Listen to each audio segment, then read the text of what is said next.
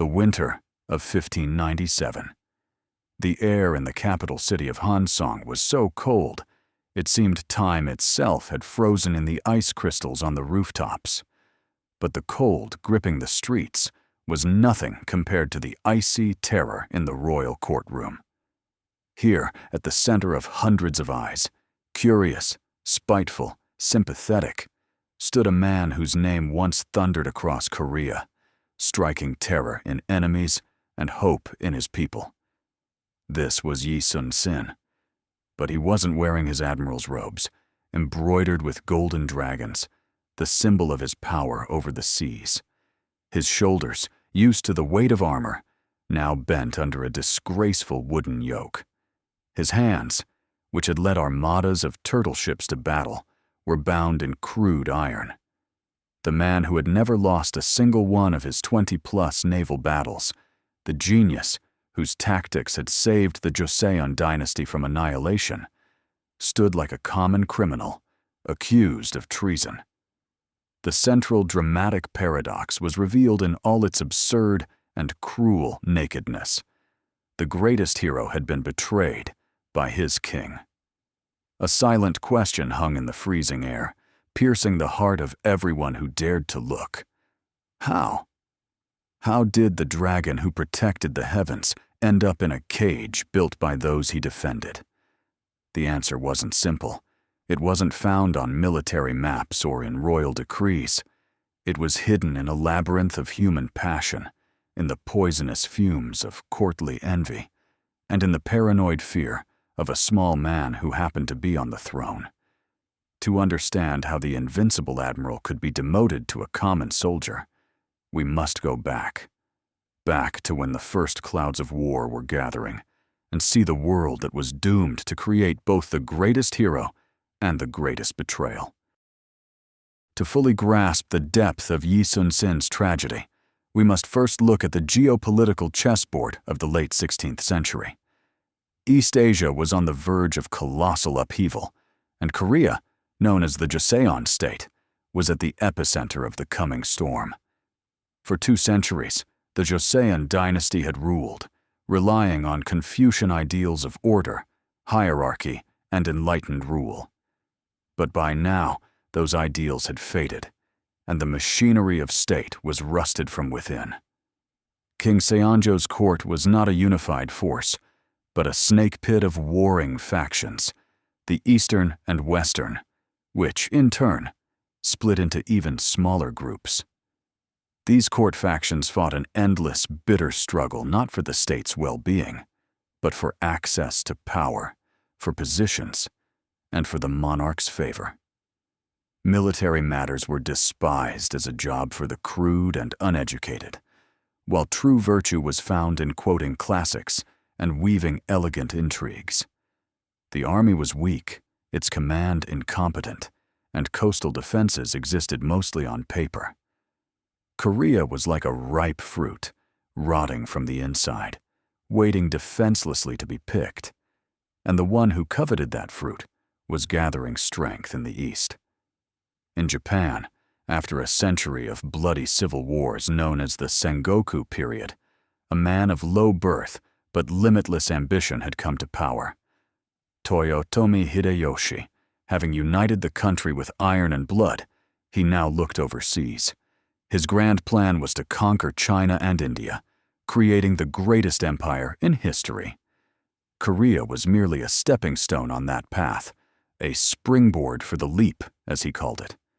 Hideyoshi assembled an army of over 150,000 battle-hardened samurai, armed with the latest arquebuses, ready to unleash this fiery tornado on his neighbor. Thus, the stage for tragedy was set. On one side, a weakened Korea, torn by infighting. On the other, a militarized, aggressive, and united Japan. Into this fragile and dangerous world stepped Yi Sun-sin, a man whose character was the complete opposite of the spirit of compromise, corruption, and decay that surrounded him. Yi Sun-sin was born in 1545 in Hansong, the Joseon capital, to a family of the Yangban aristocratic class. However, his family, though noble, was not among the powerful clans that held all the strings of government. His ancestors had known times of greatness and periods of disgrace, which undoubtedly shaped his worldview. From an early age, he saw how fickle fortune at court could be, and how destructive it was to depend on royal favor, which could raise you to the heavens one day and cast you into oblivion the next. His great-grandfather had been exiled, and his grandfather was caught up in a purge related to reform attempts, casting a shadow over the family. This experience of noble poverty and political vulnerability fostered in the young Yi Sun-sin not cynicism or a thirst for revenge, but a deeply rooted sense of justice and contempt for the very system of nepotism and intrigue that had treated his family so unfairly. He grew up in an atmosphere where honor was valued above wealth and duty to the country above personal gain. Unlike many of his aristocratic peers who saw their path in passing civil exams and securing a comfortable post at court, Yi Sun-sin chose a different, far less prestigious path, a military career. This choice was itself a challenge to the established order. In Joseon's Confucian society, the scholar official stood infinitely higher than the warrior. The sword was held in contempt compared to the brush. But Yi Sun-sin, possessing a sharp mind and considerable physical strength, felt his calling was not in composing elegant poems, but in defending his homeland's borders. It was this background, not so high as to take power for granted, and not so low as to feel no responsibility for the dynasty's fate, that forged the unique character that would later allow him to become the nation's savior. He was an aristocrat in spirit, but a soldier by calling, a man who understood the language of both the common rower and the high minister, but was unwilling to play by the rules of either. In East Asian culture, where symbolism and omens were given great weight, a person's name was often seen as their life's program, a prophecy they had to fulfill. The name given to the future admiral at birth, Sun-sin, was filled with the deepest meaning, becoming both his guiding star and his heavy burden. It literally translates to loyal servant of Shun. Shun was one of the mythical 5 emperors of ancient China, a model of wisdom, justice, and virtue. He did not inherit the throne, but received it from his predecessor Yao purely for his personal qualities, becoming a symbol of meritocracy, rule by the most worthy. Thus, the name Sun-sin carried the ideal of absolute, unwavering loyalty and flawless service to a wise and just ruler. The admiral's entire life became the embodiment of this ideal. He served not the specific man on the throne, not King Seonjo with all his weaknesses and vices, but the abstract, idealized image of the monarch and the state, as Confucian canons demanded. He was the perfect servant of Shun. But therein lay the greatest irony and tragedy of his fate. He was a flawless servant, but his master was the complete opposite of the wise Emperor Shun. King Seonjo was weak, suspicious, and terrified of anyone who might overshadow him. Yi Sun-sin's name thus became a prophecy of his tragedy. He was programmed for loyalty, even when that loyalty was suicidal. He could not betray his duty, could not go against the king's order, even when he knew that order was leading him into a trap. His name became his destiny, his inner prison. He was too loyal, too honest, too correct for the world he lived in. This absolute devotion, embedded in his name, became one of the main reasons why he, invincible in battle, was utterly defenseless against court intrigue. He could not answer betrayal with betrayal, because that would mean betraying himself, betraying the ideal of the loyal servant etched into his soul from birth. Before becoming the terror of the seas and a legendary naval commander, Yi Sun-sin went through the harsh school of Joseon's northern borders. This experience became the forge where his unbending character was shaped and his strategic genius was honed. The kingdom's northern frontiers were a restless place, constantly raided by warlike Jurchen tribes, ancestors of the future Manchus who would conquer China half a century later. Service here was thankless and dangerous, far from the glamour and intrigues of the capital. But for Yi Sun-sin, this place became a true university of war. Unlike the armchair generals in Hansong, he learned warfare not from ancient treatises, but in real skirmishes and battles. He learned firsthand the tactics of small units, the importance of reconnaissance, surprise, and using the terrain. It was here, in the harsh northern winds, that he grasped the main principle he would follow all his life. War is won not by numbers, but by preparation, discipline, and fighting spirit.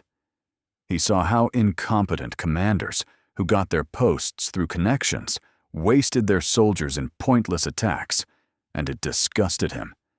He, in contrast, cared for his subordinates, demanding iron discipline, while also ensuring they had everything they needed, valuing every life.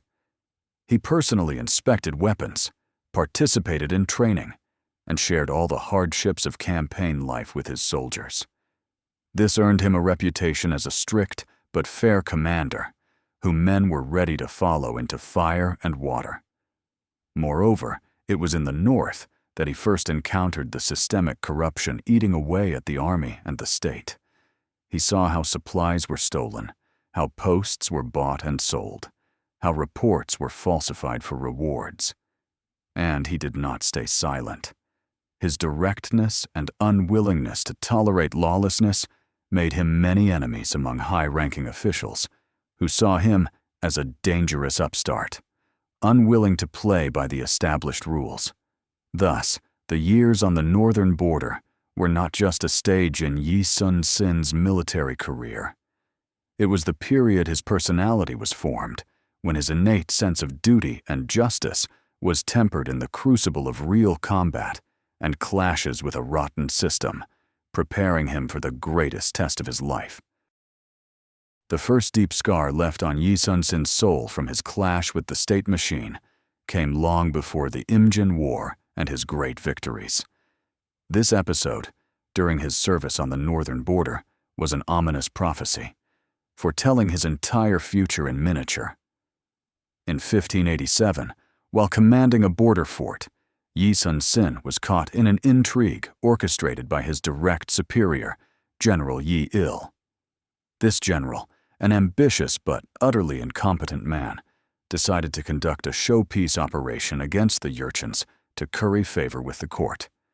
He devised a reckless plan, ignoring the enemy's strength and the terrain. Yi Sun-sin, as an experienced border officer, immediately saw the plan's flaws and told his commander directly that the operation was doomed to fail and would only lead to senseless losses. This was unheard of insolence in the general's eyes. Instead of listening to reason, Yi Il took it as a personal insult and insubordination. He gave the order, and just as Yi Sun-sin had predicted, the Korean troops were ambushed and routed. To cover his own incompetence and find a scapegoat, General Yi Il wrote a false report to the capital, blaming Yi Sun-sin for everything, claiming he had failed to come to the rescue out of cowardice. It was a monstrous lie. Yi Sun-sin and his small detachment had fought bravely to the last against overwhelming forces.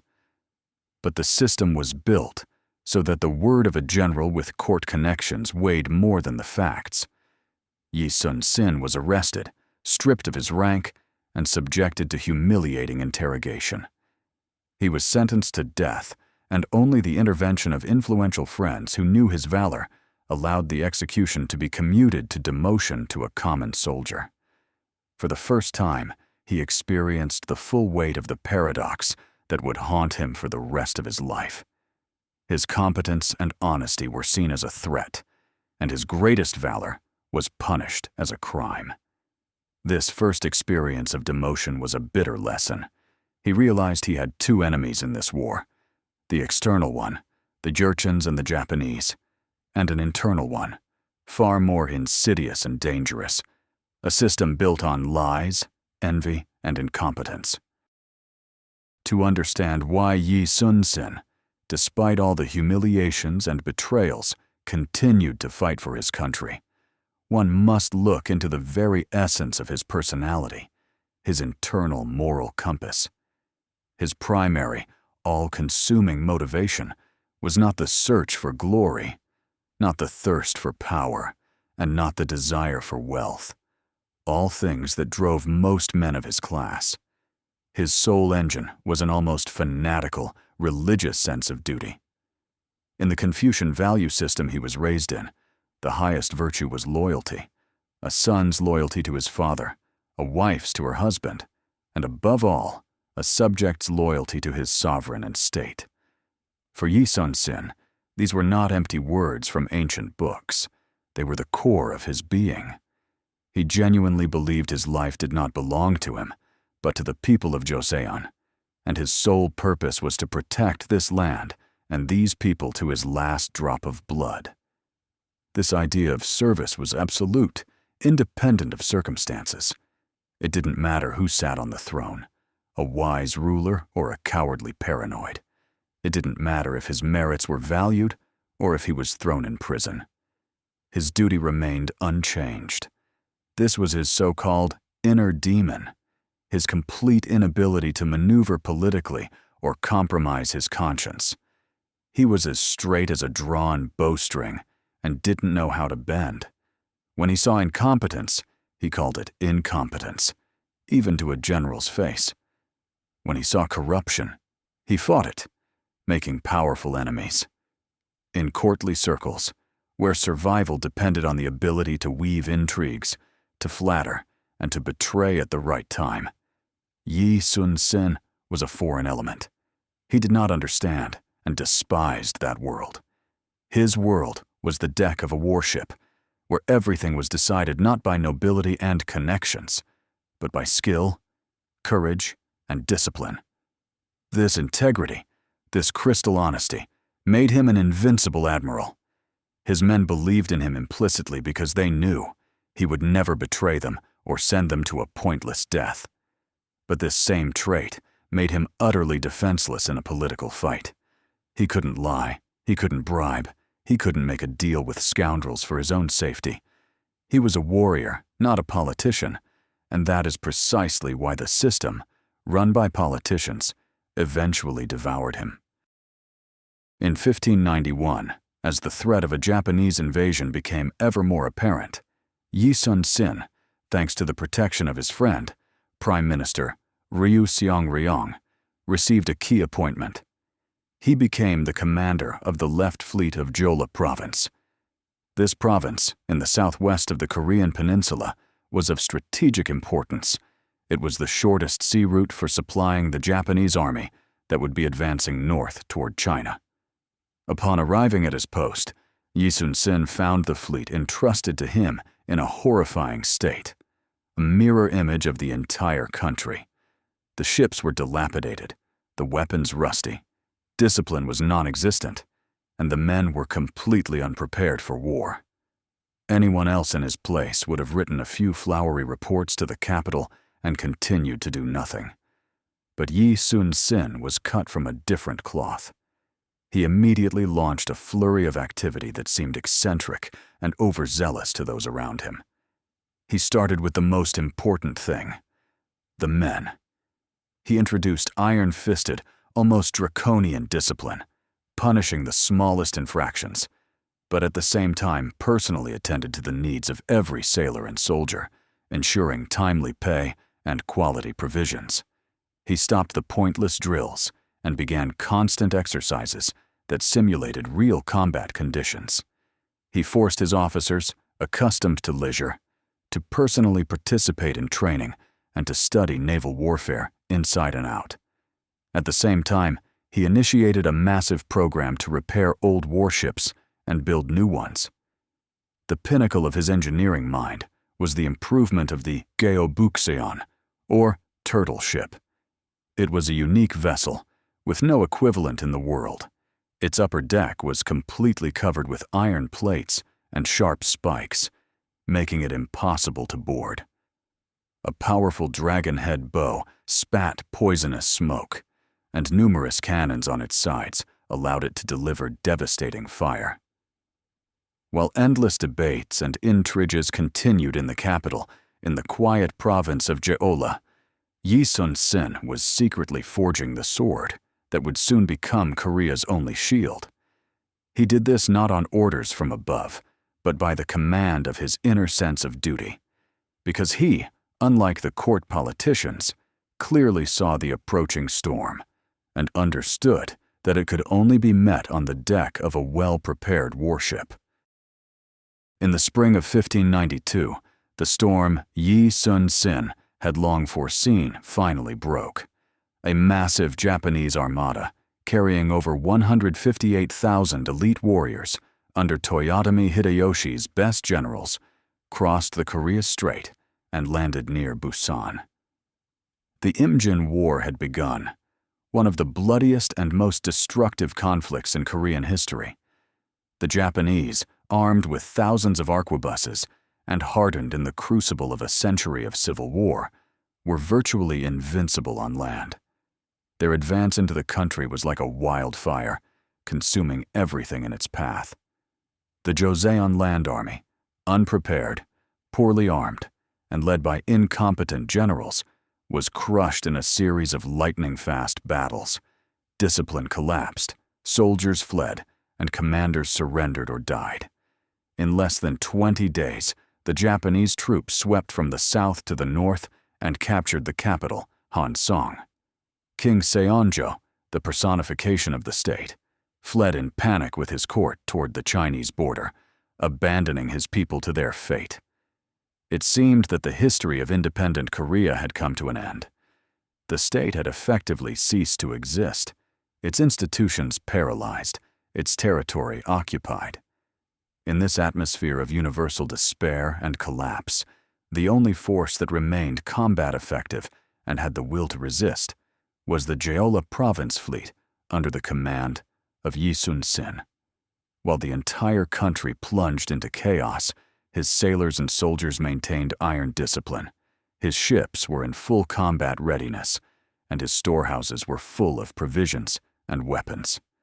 It was at this moment of absolute hopelessness, when it seemed there was no salvation, that the man destined to single-handedly turn the tide of history stepped onto the stage. The entire burden of the nation's fate fell on the shoulders of one admiral who, unlike his king, had no intention of running or surrendering. His hour had come. At the moment when Joseon's land armies were completely routed and the court was in a panicked flight, contradictory and cowardly orders flew from the capital in all directions. Yi Sun-sin received one such order. He was commanded to remain at his base in Yosu and, under no circumstances, engage the Japanese fleet in order to preserve his forces. This order was dictated by the fear and incompetence of court officials who did not understand the nature of naval warfare.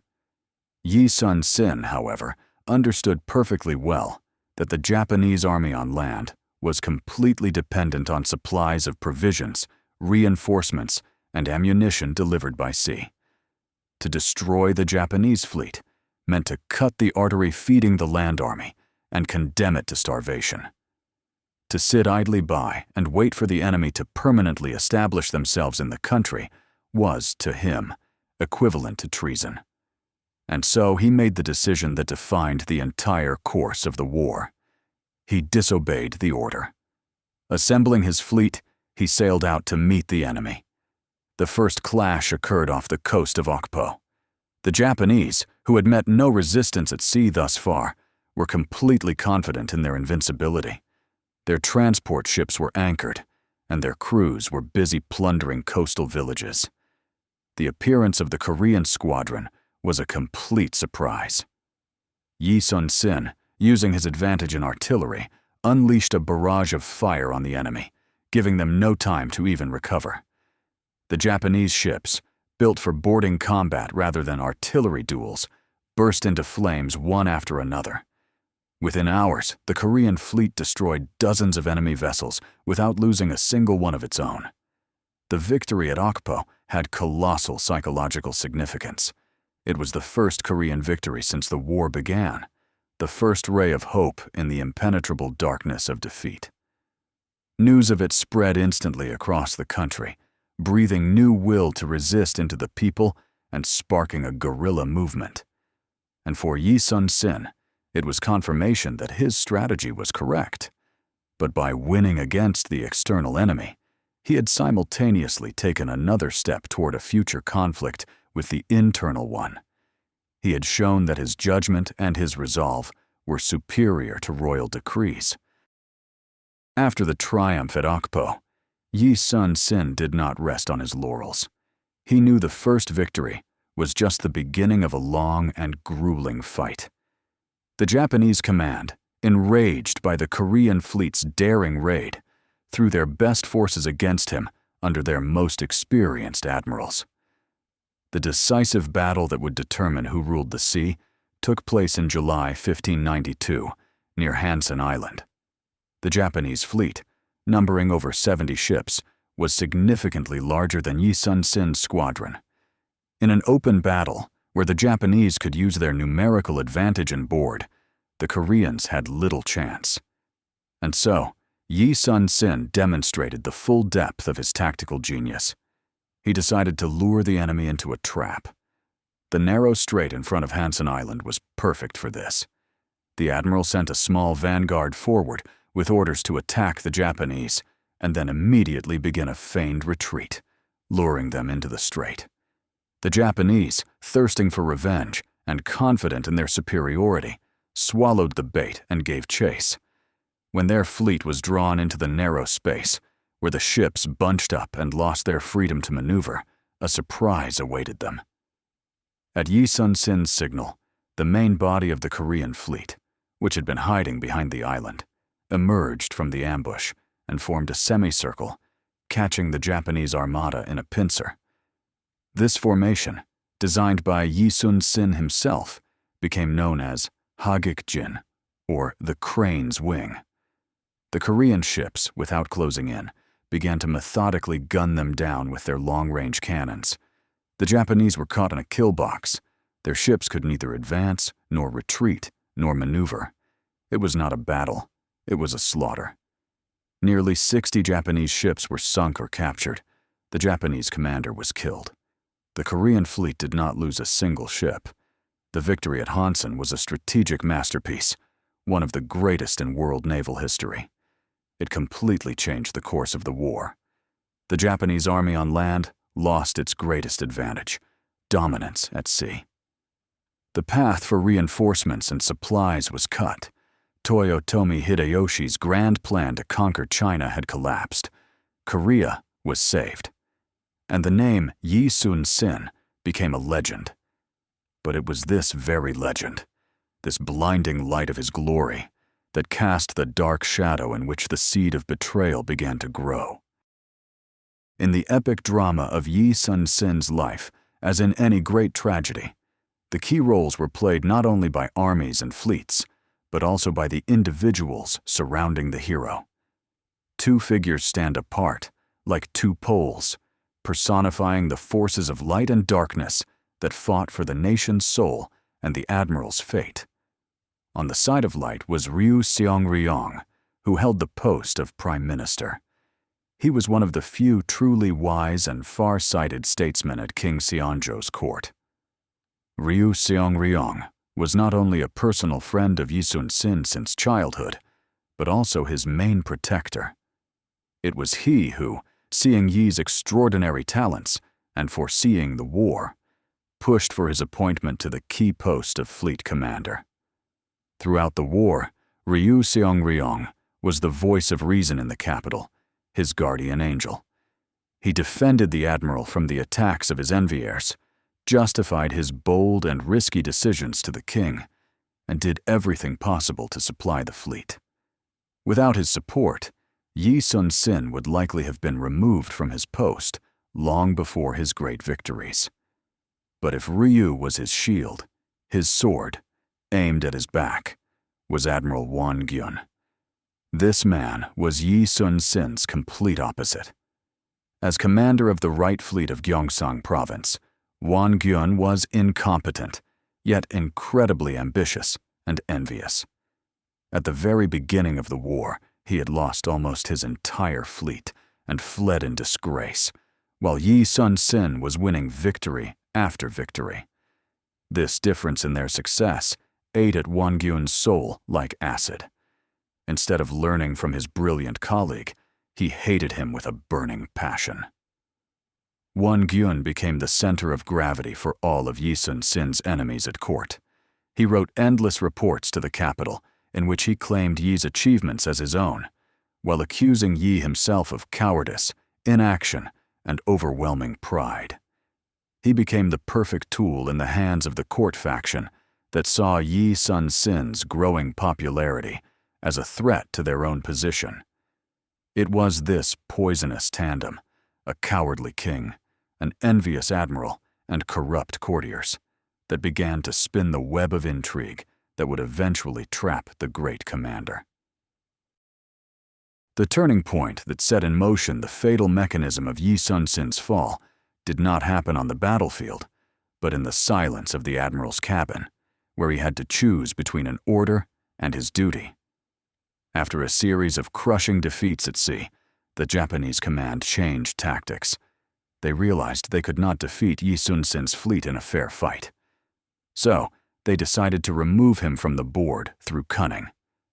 The Japanese sent a double agent to the Korean court, who brought priceless information. On a specific day and hour, a large Japanese squadron under the command of the famous General Kaito Kiyomasa would be passing through a specific point, and this would be the perfect moment for a surprise attack. King Seonjo's court, desperate for a major victory to bolster its own shaken authority, immediately seized the opportunity. A direct royal decree was sent to Yi Sun-sin. Immediately take the entire fleet to the specified location and attack the Japanese. However, Yi Sun-sin, who possessed not only tactical genius, but also excellent intelligence and healthy skepticism, immediately suspected a trick. The location mentioned in the report was an area with dangerous submerged rocks and strong currents, a perfect place for an ambush. The information seemed too good to be true. He realized it was a trap, designed to lure his fleet out of its protected bases and destroy it. He faced a terrible choice. To obey the order meant sacrificing his entire fleet and leaving Korea defenseless. This would be a crime against his people. To disobey the order meant directly challenging the king, which in a Confucian state was tantamount to treason. This would be a crime against his monarch. Yi Sun-sin chose the lesser of two evils. He put the salvation of his country above formal loyalty. He refused to carry out the order, citing poor weather conditions and the risk to the fleet. He saved his ships and his men. But with this decision, he signed his own death warrant. His enemies at court, led by Won Gyun, got what they had been waiting for: undeniable proof of his insubordination and cowardice. They presented the case to the king as if Yi Sun-sin had missed a guaranteed chance for victory out of pride, or, even worse, due to a secret pact with the enemy. The seeds of doubt they had planted earlier now bore poisonous fruit. By 1593, Yi Sun-sin had reached the zenith of his power and fame. Controlling the entire southern coast, his fleet completely paralyzed Japanese sea communications, turning their ambitious war of conquest into a desperate struggle for survival. The Japanese land armies, cut off from their supply bases, suffered from hunger and disease, their offensive momentum gone. At the same time, a guerrilla movement, the Righteous Army, ignited across the country, inspired by the admiral's naval victories. Simple peasants, artisans, and even Buddhist monks took up arms, inflicting painful blows on the enemy from behind. Yi Sun-sin's name was on everyone's lips. he became more than just an admiral. He became a living symbol of national resistance, a messiah sent from the heavens to save Joseon. The people composed songs about him. His portraits were secretly passed from hand to hand like icons. Soldiers and sailors revered their commander, seeing him not only as a brilliant strategist, but as a caring father who would never send them to certain death for empty glory. This nationwide love and adoration became his moment of hubris, his fatal flaw in the terms of Greek tragedy. But his pride was of a special kind. He did not become arrogant or challenge the gods. His crime, in the eyes of power, was simply that he was too good. His fame, pure and untarnished, shone so brightly that, by comparison, the figure of King Seonjo, who had cowardly fled the capital and was ready to hand the country over to the Chinese in exchange for his own safety, looked pathetic and small. Yi Sun-sin, without wishing it, became a silent reproach to his monarch. Every one of his successes highlighted the king's failures. Every song of praise in his honor was a silent accusation against the court. In Seonjo's paranoid mind, a monstrous thought began to form. The people love the admiral more than me, their king. And a man who holds such power over the people's hearts and controls the only real military force in the country is a far greater threat to the throne than the distant Japanese. Paradoxically, by saving his country, Yi Sun-sin began to be seen as the main threat to its ruler. The first cracks in Yi Sun-sin's monolithic reputation began to appear not on the armored hulls of his ships, but in the quiet, silk-draped chambers of the royal palace. The campaign to discredit him, orchestrated by the faction hostile to him, was waged subtly, methodically, and relentlessly. The main weapon in this war was the whisper. After each of the admiral's brilliant victories, his enemies, led by Won Gyun, didn't dispute the victory itself. That would be foolish. Instead, they poisoned it with interpretation. They would come to the king, bow their heads, and say with feigned regret, "Your Majesty, Admiral Yi has won a great victory, no doubt. But don't you find it strange that he wins so easily? Could there be some collusion with the Japanese, who surrender small units to him to lull our vigilance?" Or they would say, "Admiral Yi enjoys the boundless love of his soldiers. This is wonderful. But is it not dangerous that the army is loyal not to the throne, but to one man? What if his ambitions one day extend beyond commanding the fleet?" These whispers fell on fertile ground. King Seonjo, whose legitimacy was undermined by his flight from the capital, was terrified of anyone who might cast a shadow on his authority. He began to see Yi Sun-sin's reports not as the accounts of a loyal subject, but as hidden insolence. The admiral's directness, his unwillingness to embellish reality or flatter, began to be perceived as disrespect. His requests for reinforcements and supplies as excessive demands. His tactical decisions, which sometimes went against orders from the capital, as direct insubordination.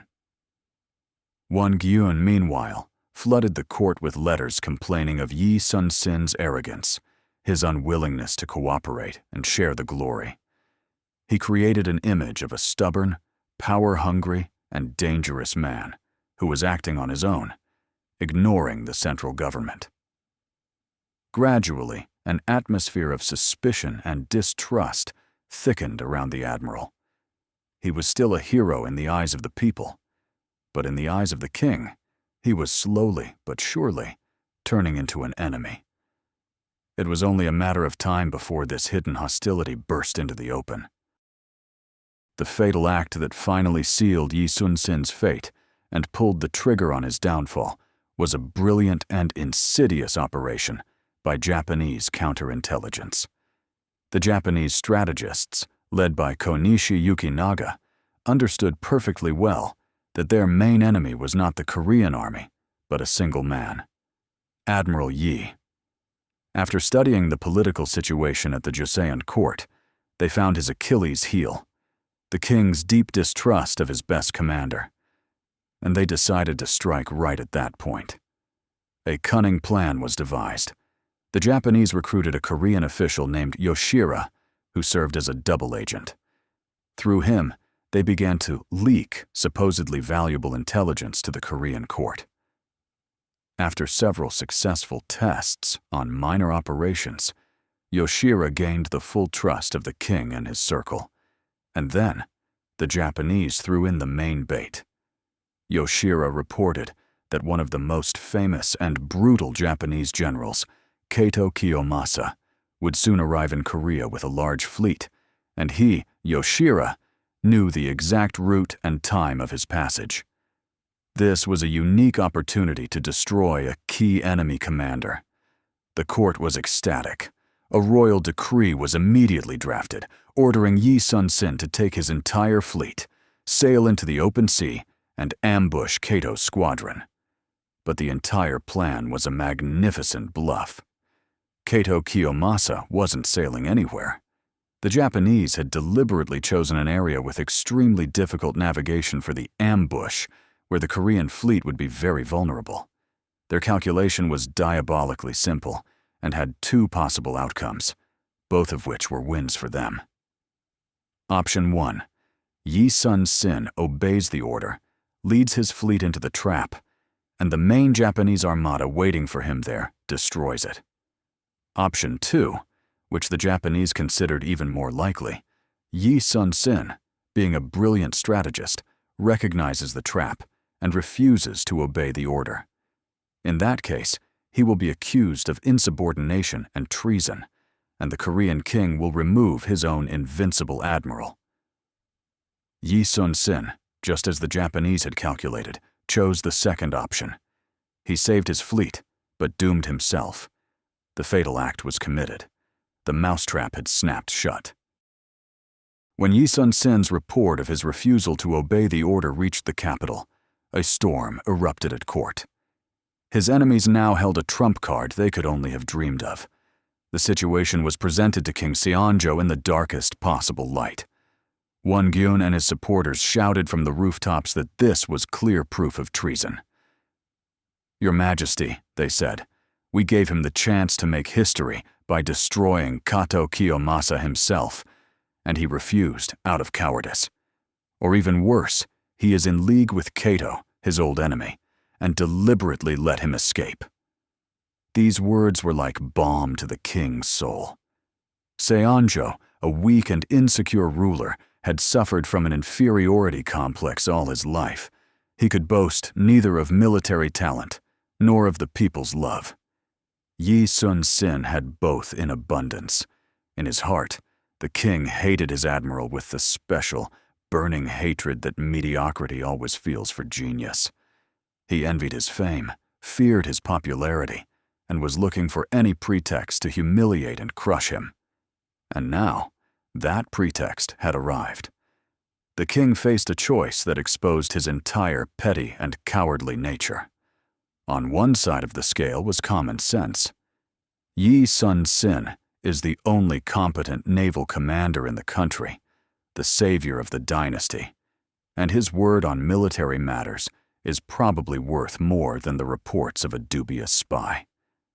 But on the other side was his own paranoia, his wounded pride, his fear of a hero who had become more popular than his monarch. And that fear outweighed everything. Seonjo saw this not as a threat to the country, but as a unique opportunity to get rid of the man who made him feel like a nobody. He decided it was better to risk the fleet and the war than to continue tolerating a living reproach to his own incompetence. He eagerly believed the most absurd accusations and gave the order that the Admiral's enemies, and Korea's enemies, had been waiting for. Arrest Yi Sun-sin and bring him to the capital to be tried for treason. The decision was made. The fate of the greatest hero was placed in the hands of his worst enemies. The king's order was like a bolt of lightning from a clear sky. Yi Sun-sin, at his headquarters in Hansando, was immediately arrested. His admiral's insignia were torn from him, and he was put in chains like a common criminal. The journey to the capital was long and humiliating. He, the savior of the nation, was marched on foot, under guard, put on public display. This scene was staged by his enemies with particular cruelty, to trample his dignity and show everyone that even the greatest hero was nothing before the will of the throne. But the calculation backfired. The common people, seeing their beloved admiral in chains, did not gloat. They wept. They lined the roads, offering him food and water, shouting words of support.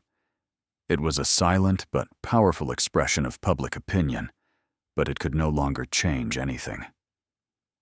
When Yi Sun-sin arrived in Hansong, he was immediately thrown into the dungeons of the Royal Investigation Bureau, a sinister place from which few emerged alive or whole. He knew what awaited him. He was prepared for death, but he was not prepared for the farce his enemies would call justice. His refusal to attack the non-existent fleet of Kato Kiyomasa was the formal charge, but the accusations ran much deeper.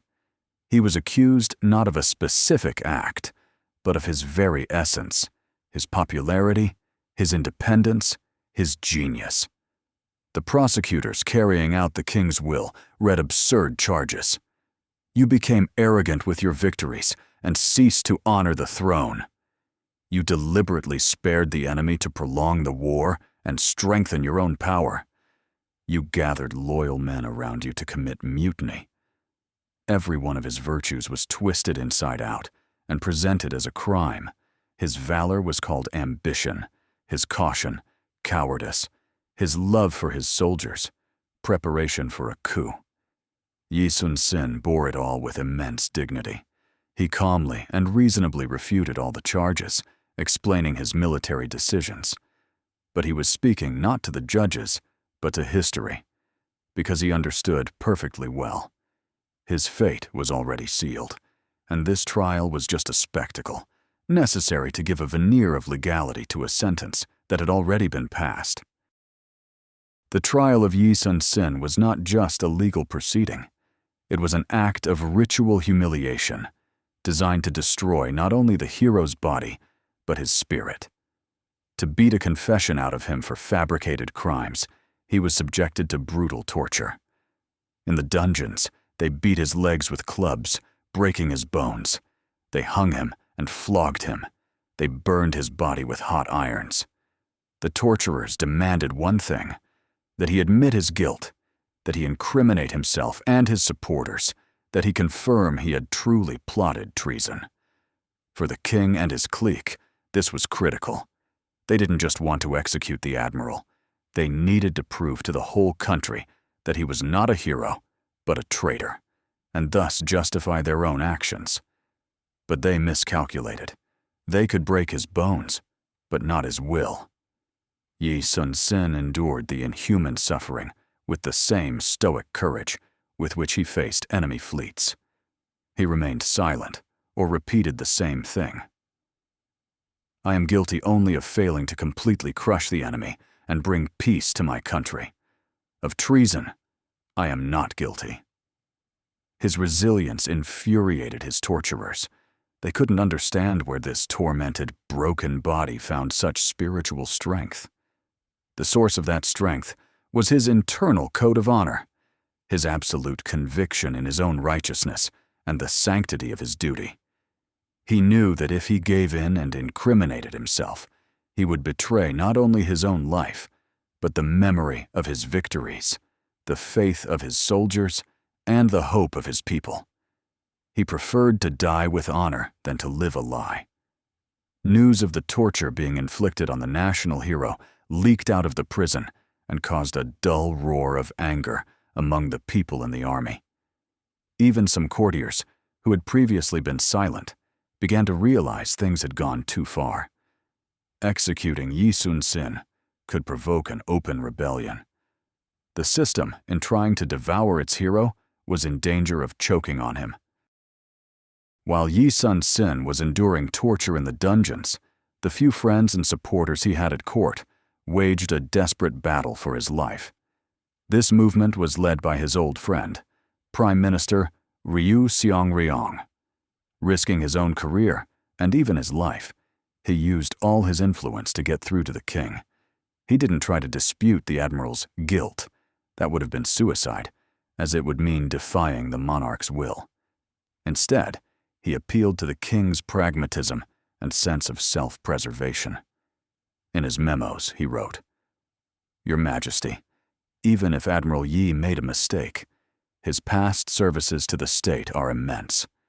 He is the most experienced naval commander we have. To execute him in the middle of a war is to behead our own army and hand victory to the enemy. The people and the soldiers love him. His execution could cause unpredictable unrest." Other influential officials joined Ryu Seong-ryong's voice, understanding that destroying Yi Sun-sin was madness that would endanger the very existence of the dynasty. The arguments were convincing.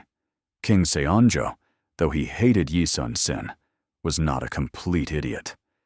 He understood that mass unrest and losing the war were just as great a threat to his throne as the admiral's popularity.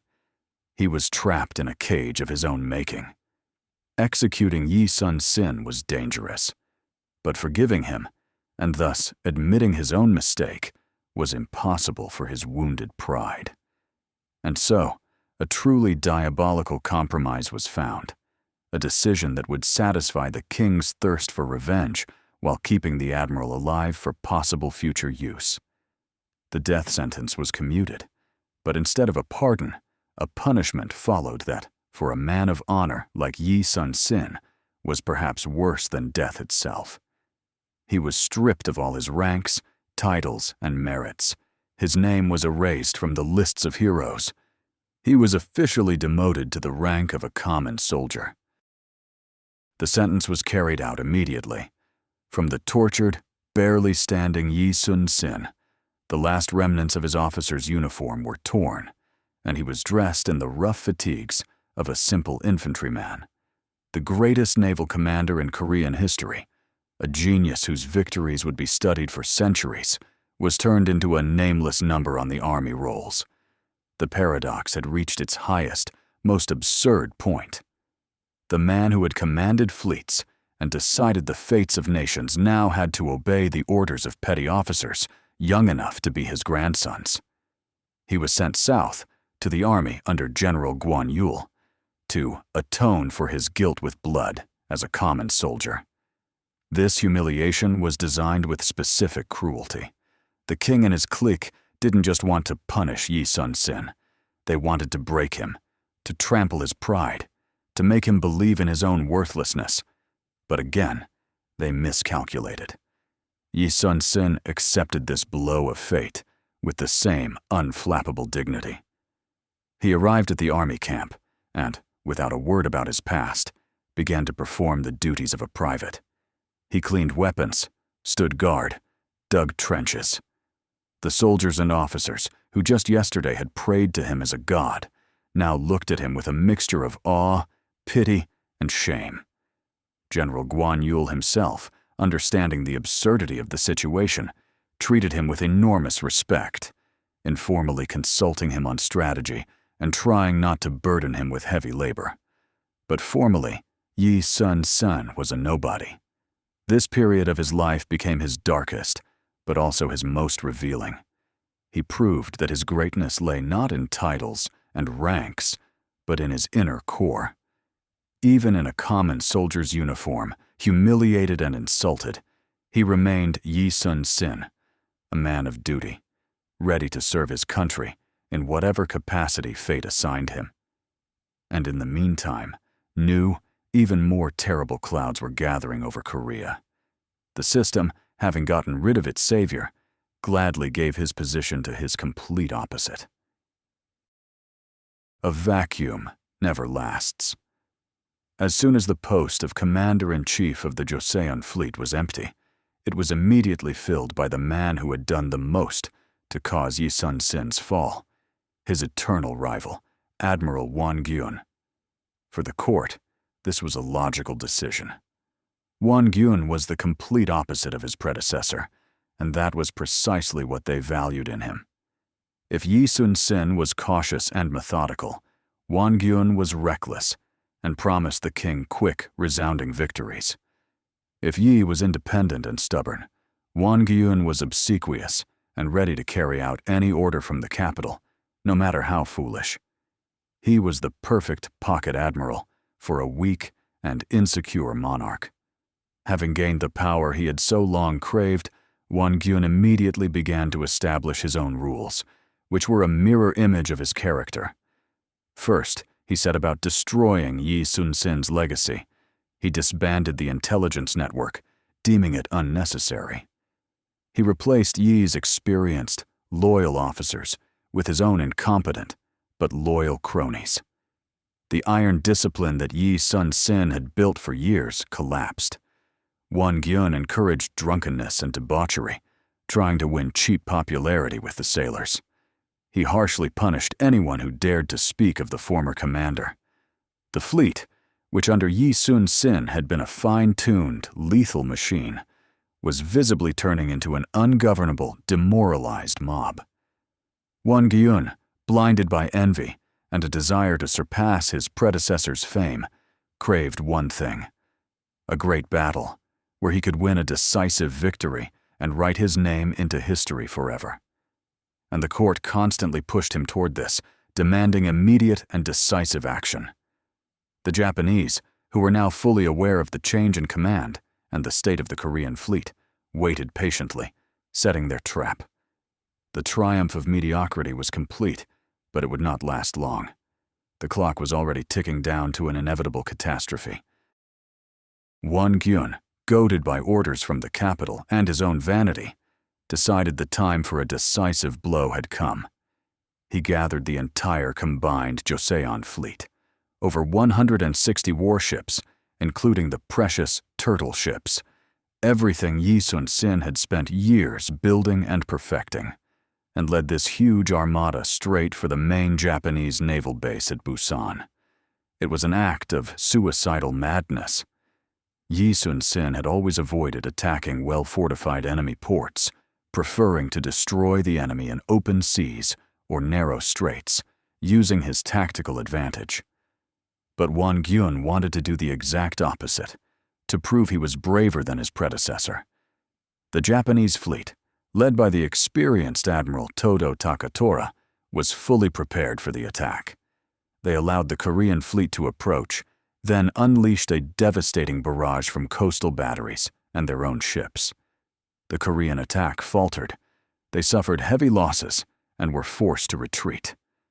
But this was only the beginning of the end.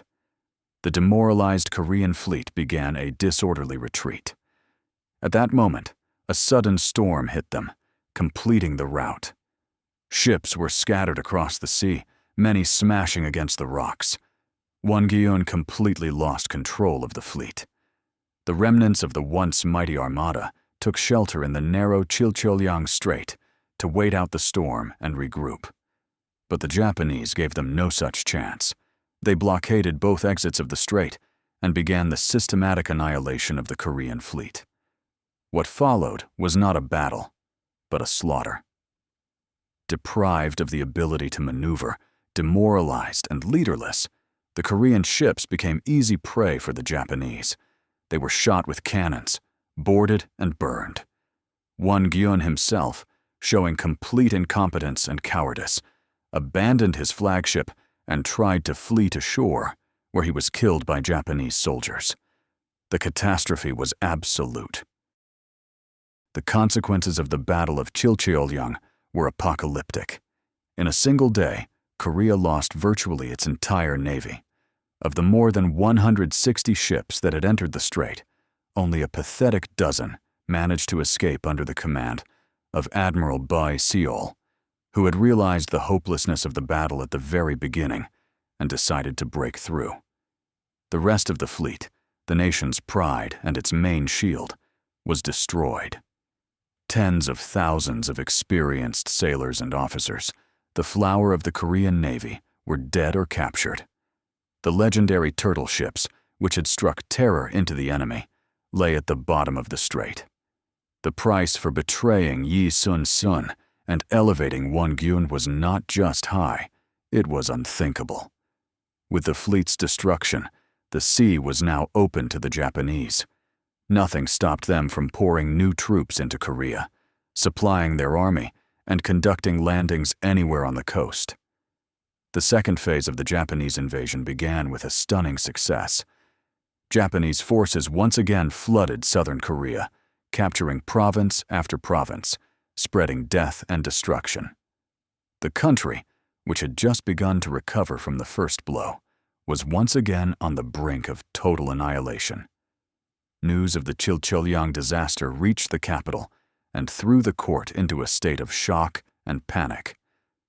King Seonjo and those who just yesterday had demanded decisive action from Won-gyun and hounded Yi Sun-sin now realized in horror what they had done. They had, with their own hands, destroyed the only force that stood between them and total defeat. All their arrogance, all their self-assurance evaporated instantly, replaced by animalistic fear. In this moment of desperation, when all seemed lost, all eyes turned, as one, to a single man, to the one they had humiliated, tortured, and demoted, to the one who at that very moment was serving as a common soldier in the field. The system, having devoured its hero, now, in its death throes, regurgitated him, because it realized that without him, it was doomed. In the atmosphere of universal panic and desperation that gripped the court after the Chilcholyang disaster, King Seonjo did the only thing he could. He issued a decree that was, in essence, an act of total, unconditional admission of his monstrous mistake. Yi Sun-sin was immediately restored to the rank of Admiral and reappointed as Commander-in-Chief of the Naval Forces. A royal rescript was sent to him, full of remorse and pleas for forgiveness, in which the king called himself unworthy and begged the Admiral to forget the past and save the nation once again. The irony was brutal. The monarch who had tried to destroy his best commander was now humbly begging him for help. Yi Sun-sin, upon receiving the decree, expressed neither gloating nor reproach. In his famous reply to the king, he wrote, "Your humble servant still has 12 ships. As long as I am alive, the enemy will not dare to look down on us." These 12 ships were all that remained of the once mighty Joseon fleet, 12 battered vessels against the hundreds of Japanese banners that now ruled the sea. Anyone else in his place would have considered resistance pointless. Military advisors begged him to merge the remnants of his fleet with the land army and fight on shore. But Yi Sun-sin understood something they did not. To lose the sea was to lose the war. He accepted command and began to prepare for his last and greatest battle. He gathered the surviving sailors, addressing them with a speech that breathed new hope into their hearts. He reinforced his 12 ships and ordered one more to be built, bringing the number to 13. He was not just an admiral returning to command. He was a phoenix, risen from the ashes of humiliation, ready to fight a battle that seemed utterly impossible. The system that had betrayed him now prayed to him as its only savior. And he, true to his duty to the end, accepted the challenge. The decisive battle, which became the crown jewel of Yi Sun-sin's military career and one of the greatest miracles in world naval history, took place on October 26, 1597, in the Myeongnyang Strait. This strait was a narrow waterway, only a few hundred meters wide, known for its incredibly fast and treacherous currents, which changed direction several times a day. This was the place Yi Sun-sin chose for his life-or-death battle. The Japanese fleet, numbering somewhere between 130 and over 300 ships, was absolutely confident of victory. Their commander, Todo Takatoro, knew the Koreans had only 13 vessels and saw the coming battle as an easy walk. He intended to destroy the remnants of the Korean fleet in one blow and open his path north to the capital. As the huge Japanese armada began to enter the strait, they were met by only one ship, Yi Sun-sin's flagship. The other 12 Korean captains, seeing the overwhelming enemy force, were paralyzed by fear and hesitated to join the fight. For several hours, Yi Sun-sin alone held back the entire Japanese fleet. His ship was surrounded. The Japanese were attempting to board, but the Korean sailors, inspired by their commander's fearlessness, fought off one attack after another. Finally, seeing their admiral's courage, the other Korean ships overcame their fear and rushed into battle. And at that moment, the very thing Yi Sun-sin had counted on happened. The tide in the strait reversed. Now, it rushed against the Japanese fleet, slamming their ships into each other, breaking their formation, and making them helpless targets for the Korean cannons. The slaughter began. The Korean ships, skillfully maneuvering in the familiar waters, fired on the Japanese armada, which could neither advance nor retreat. In the end, over 30 Japanese ships were sunk. Many more were heavily damaged, and their commander was wounded. The entire Japanese fleet was forced to flee. Yi Sun-sin had not lost a single ship.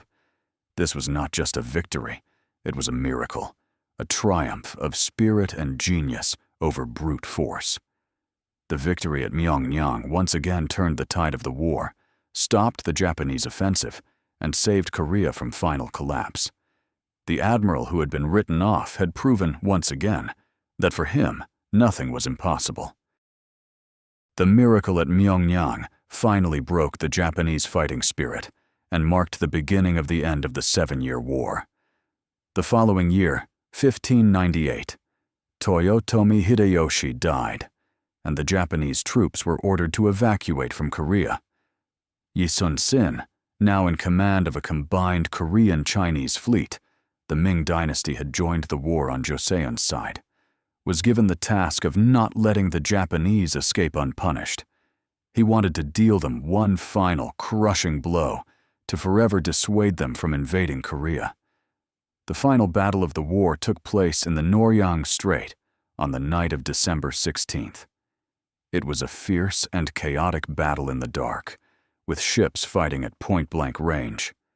Yi Sun-sin, as always, was on the command deck of his flagship, personally directing the battle. Victory was near. The Japanese fleet was surrounded and taking heavy losses. And at that moment, at the peak of his final triumph, a stray arquebus bullet fired from an enemy ship struck the admiral in the chest. The wound was fatal. Dying in the arms of his son and nephew, Yi Sun-sin spoke his last legendary words. "The battle is at its height. Do not announce my death." He feared the news of his demise would cause panic among his sailors and jeopardize the battle's outcome. Even on the threshold of death, he thought not of himself, but of his duty, of his country. His order was followed, the battle continued, and only when the victory was complete and absolute was a signal raised over the fleet, announcing the death of the great admiral. He died as he had lived, a warrior at his post. His death in the glow of victory became the final, most powerful chord in his heroic and tragic symphony. The path of the loyal servant was complete. He had fulfilled his destiny to the end, paying the ultimate price, his own life, to save his homeland. Now, looking back at the hero's entire journey, we can give a final and comprehensive answer to the main question posed in the title. Why was the invincible admiral, who saved his country, demoted to a soldier?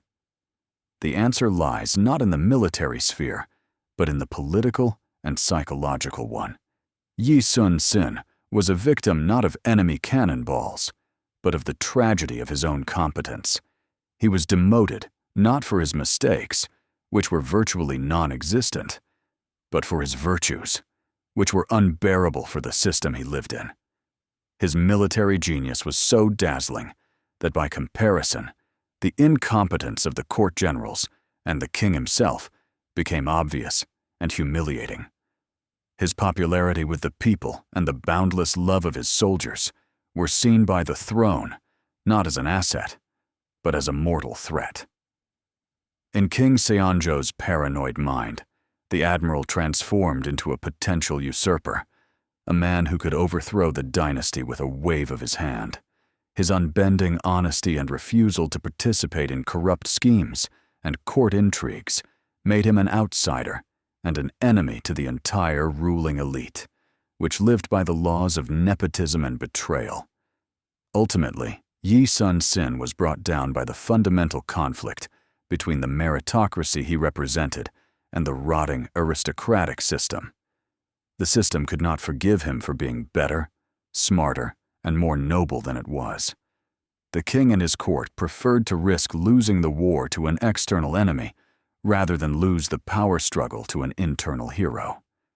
The betrayal of Yi Sun-sin was not a random episode, but the logical outcome of a clash between a great personality and a petty government.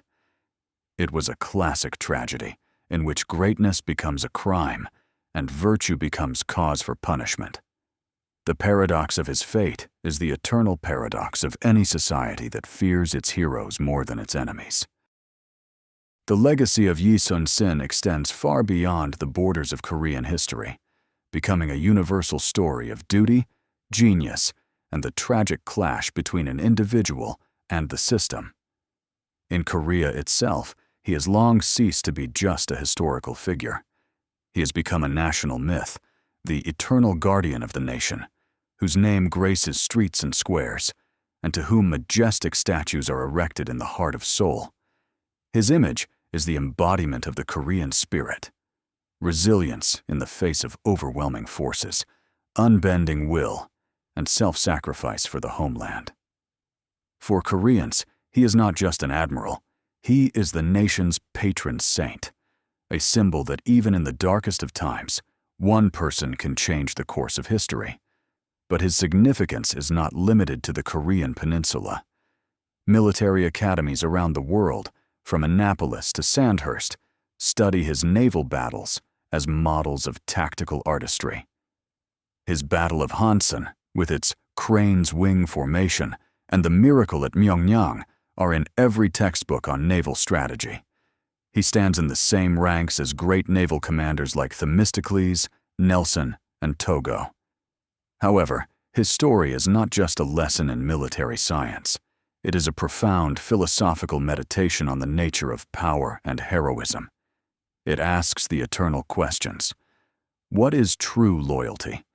Blind obedience to orders, or service to the greater good of one's people? Can genius survive in a world of mediocrity? And what is the price a society pays for betraying its best? The story of Yi Sun-sin is a bitter reminder that the fiercest battle often takes place not at sea, but in the corridors of power, and that the most dangerous enemy is not the one facing you with a sword, but the one smiling to your face while weaving a web of intrigue behind your back.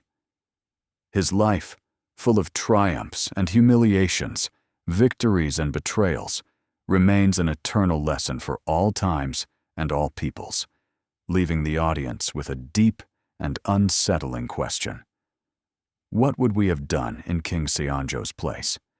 And are we capable today of recognizing and protecting our own heroes before the system destroys them?